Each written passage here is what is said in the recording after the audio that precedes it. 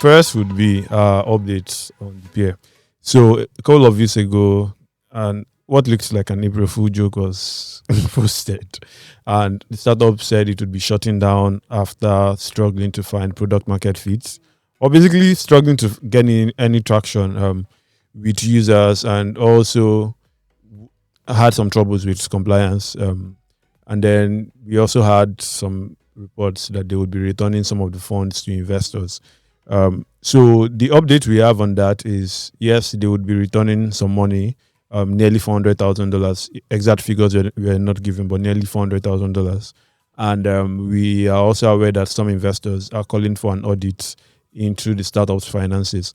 So we are going to be looking at that and a couple of other questions. So first is, yes, the company has shut down, and founders want to return some money, but this is probably the first time that we are getting sort of a look into into what happens after a startup says they're shutting down.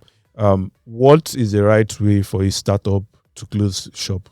Okay, all right. So I'm going to speak to this answer because one of the biggest problems that I see permeates our business landscape is really a lack of knowledge.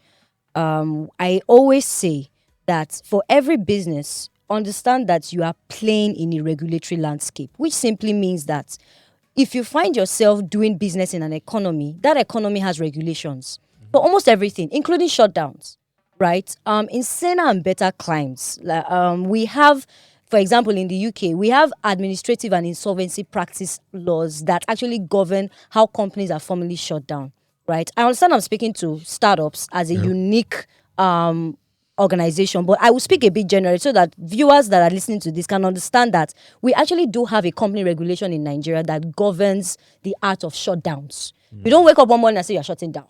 There are regulations that guard shutdown, and under corporate practice, it's called insolvency practice. So you have companies where they file for bankruptcy.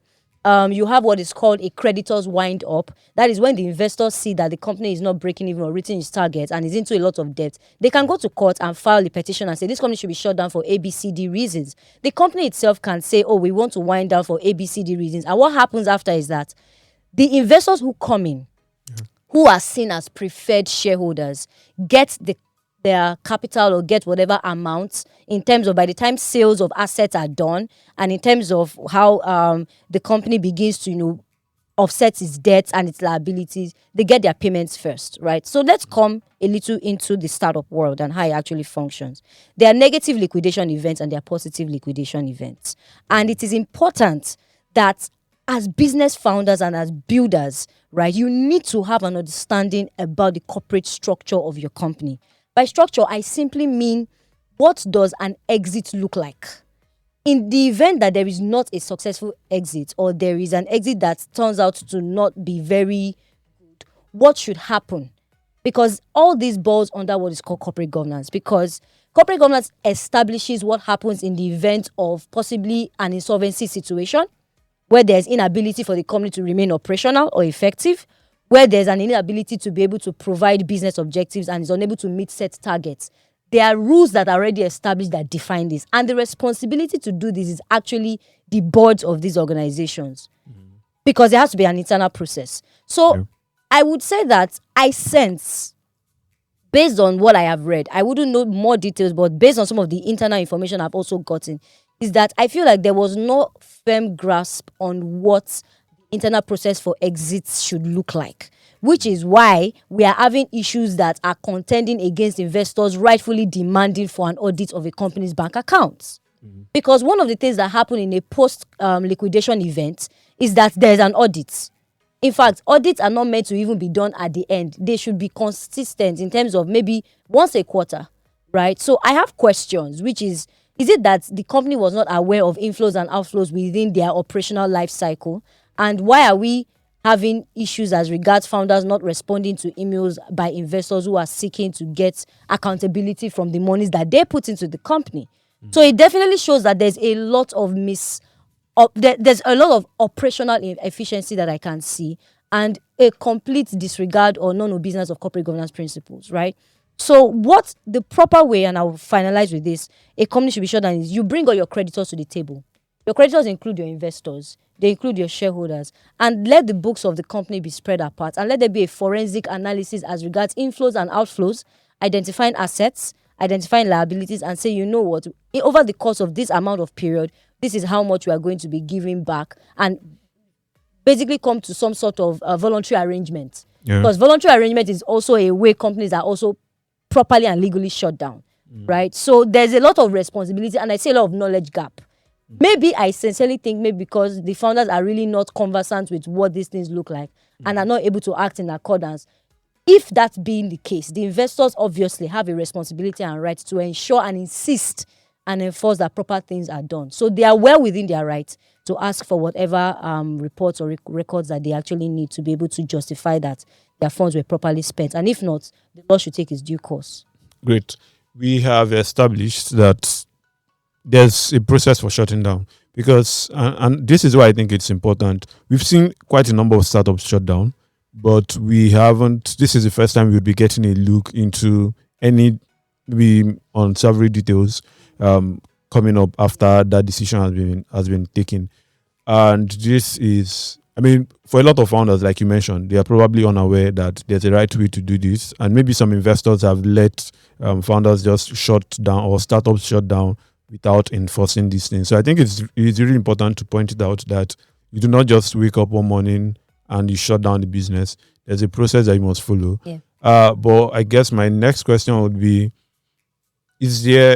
are there like repercussions in cases where founders do not take the right steps to either shut down the business or to give some accountability or to give some updates during the life cycle of the business? Are there some steps that investors can take to ensure that they get what they should get? Okay. So this is even flowing from my question, so I will not spend too long here. So let's look at a very popular example. We've seen that Sam Bankman-Fried has been arrested and has been imprisoned and jailed, right? FTX Crypto Exchange. Those are that is why I said saner and better climes. Because when you have a regulatory environment that is well equipped to handle situations like this, even if they'll say every day for the thief, one day for the what, for the owner, right? Yeah. So I feel that we are getting to a point, these shutdowns have become almost a trend now. We're getting to a point where I sense that the government is going to do some serious clamp down as regards focusing on startups that do not actually go through the right procedure in terms of shutdowns. I see, even if creditors do not come before the courts, because litigation is a role, is a tool, is a roadmap to go and say you want to file for bankruptcy, or depending on the company's jurisdiction, right? I'm assuming that THIPA in this case possibly may have a Nigerian registered entity and possibly a foreign registered entity. Yeah. It will be the responsibility of the investors to look at the laws that govern that jurisdiction and possibly take a litigation-based approach.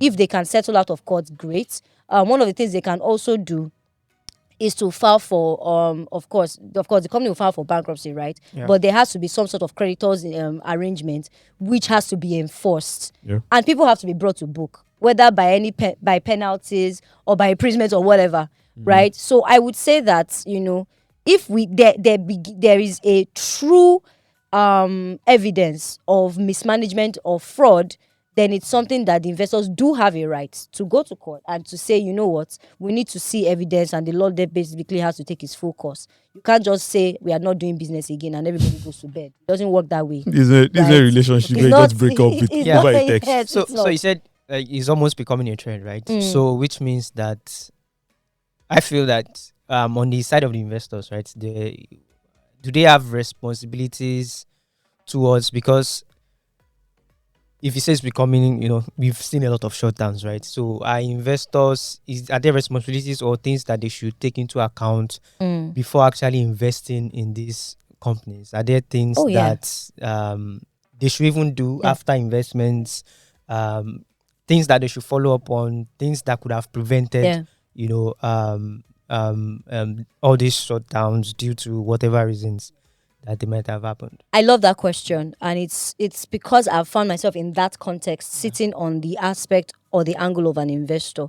Before you decide to make an investment decision, we all know how the private equity space works. Yeah. You possibly have 5,000 applications. You narrow it down to 1,000, narrow it down to 200, narrow it down to 100, and you pick maybe your top 3 or top 1, right? That means that for you to go through that funnel, there's a certain level of due diligence that has to be conducted. You're paying attention to their records, the financial records, whatever that may be. You're paying attention to the experience of the founders and the founding team. You are going beyond what they say on paper as regards what their milestones have been. And you fact check, not just against what they present to you, but they are possibly, if they have regulators, if they say, oh, we are governed by this, okay, is this organization registered under this? If you say you have 10,000 customers, can we have a list of all these customers? Can we place calls to them? I'm not trying to say call 10,000, but it's due diligence. It's hard work. Yeah. You can't run away from it, right? You know, and I feel that sometimes we gloss over these things as investors because once we see let me use, for example, a Y Combinator coming on your cap table and saying, oh yes, these people are bought. Say, oh yes, they've done all the work. We don't have to do anything as well. You know, when you say somebody is leading a round and they see a huge name that is leading that round, they're like, oh, let's go to bed. Let the smaller guys that are playing at the table just piggyback on what the lead investor has done. And I think that should not be, right? We have an example of, I was talking about JP Morgan arresting Frank. The startup for falsifying over 3 million customers' names that never existed. A whole JP Morgan fell into that trap. Who are you not to do so, right? That's one. Now, he said something about what are some of the things you need to do in terms of checkmating against your investment decision. When you get a presentation and you are trying to have conversation as to amounts to put in, there are some things you ask for. Beyond just your financial model and your financial analysis and your valuation report, you need to ask for what the fund use plan is. That fund use plan acts as a benchmark towards assessing what the company is doing vis-a-vis what it does. So that fund use plan is not just in Q1, acquire 40,000 customers. It has to be detailed. Do you understand? How do you intend to get to point A to point B? And it can be a very gruesome process, but it allows the founders to think that, okay, if I am pegging 1,000 customers against receipt of maybe $50,000, what's my marketing spend? I need to see those details so that I know what to track. So it's called a fund use plan for a reason. I get the monies in and I'm able to say, you know what, you are promising me ABC by the end of the day. Break it down into a chronological roadmap so that if this quarter happens and I do not see this milestone, I know who is at fault here. It is not me, it's you, or vice versa. Right? So there's a fund use plan, there's a fund use analysis, and then there are basically KPIs that you measure and track your funding against. And you don't release additional funding until those milestones are met. That is how you monitor as an investor. That's how you play a role as an investor. That's how you, I wouldn't use the word micromanage, but that's how you become responsible for your monies that you've put into these companies. There are so many examples that I could give, but this is one of them. Okay, so zooming out of this, right? We are having a discussion a couple of weeks in the office and mentioned that in the office or in the house, I can't remember, but one of the things we were discussing was the effectiveness of the National Industrial Court, which sort of focuses on just employment matters. Yeah, employment matters. And I don't know if that was when I had that thought, but yeah, I'm now thinking, right? We are trying to treat startups as special in Nigeria. Whether they are or not is a matter for another day, but we're trying to do that for them. Oh, please. Should we also have like a specific justice mechanism that focuses on them? And the reason I ask is one of the reasons why I think an investor may probably not want to seek redress in Nigeria is our justice systems can be really slow. I mean, I do not want to be tied up in court for the next 2 years just because I want to know how you spent $100,000 or $200,000, whatever it may be, right? So do you think we should be looking at specific justice mechanisms that just focus on startups? I mean, there are probably like 5,000, 6,000 startups in Nigeria. So if we had just a section of the judiciary focused on them, perhaps that could speed up the dispensation of justice. Yeah. I love that. And I feel like where we are going right now, it's something we can no longer avoid. I'll give you an example of an innovation that happened in the justice sector because I did practice in litigation for a couple of years. And what happened is that there began to be so much backlog on company cases that happened because we realized that cases were not being called fast. There was a lot of delays. So what the judiciary did at the time was to create what they call specialized courts, which they called small claims courts. Yeah. So for monies that were between 1 million and 5 million, there was a special court that would treat it, and there was a regulation that said you have to finish your case end to end in 60 days.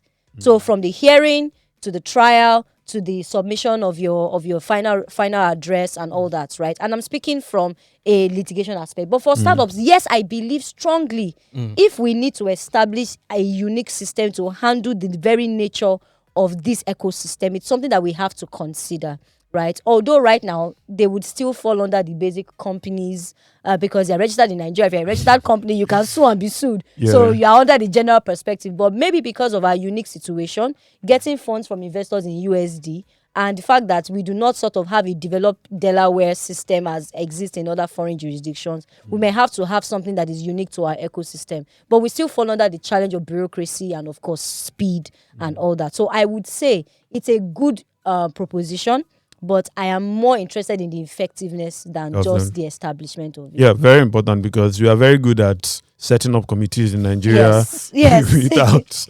without actually having those committees do anything. Well, one more question on this story would be, there were reports that some investors or some shareholders did not get updates on what was going on in the company, and this is, I mean, it's usually a conversation on Twitter once in a while, and then some founders talk about it, some VCs joke about it. But how often should I, as a founder, give updates to my investors? And now this is, of course, stage specific. So I guess we can start with pre-seed or early stage. So how frequently should I give updates, and what should be contained in those updates? Lovely question. So I would say that going back to this knowledge gap, we have, and I think this is something that I need to mention. Everyone who is listening to this podcast right now needs to understand that Nigeria as itself has a regulation that governs things like this. We have the Financial Reporting Council of Nigeria that released what is called the Nigerian Code of Corporate Governance 2018.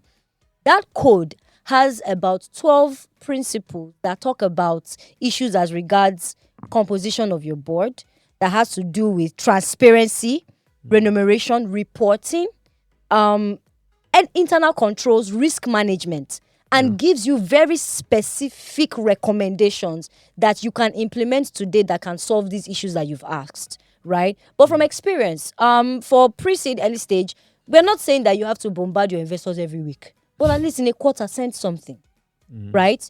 We need to, that's why I talked about the fund use plan. Because before you sign any contract, because what usually happens in a funding phase is that there will be a term sheet. There will be an exchange of a term sheet. The term sheet is going to contain what the company's valuation is, what they intend to give as employee stock options, what they are trying to get, what they are trying to use the monies for. Basically, if they are going to be, what's their exit plan going to look like, right? And those are some of the things that you look at. Now, you have to track. I always advise a situation from investors that by the time you put in monies, don't put in everything at once. Give in tranches.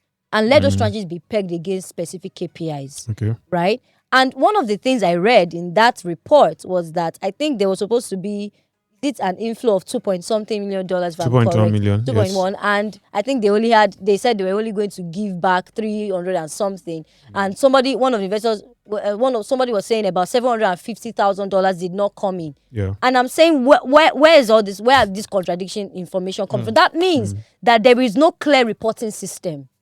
One of the principles of corporate governance is that there has to be clear reporting structure, especially when it comes to financial reporting. There is supposed to be a bank account somewhere now. It's not in the air. There's a track record, right? There are inflows, there are outflows. If it didn't come in, it didn't come in.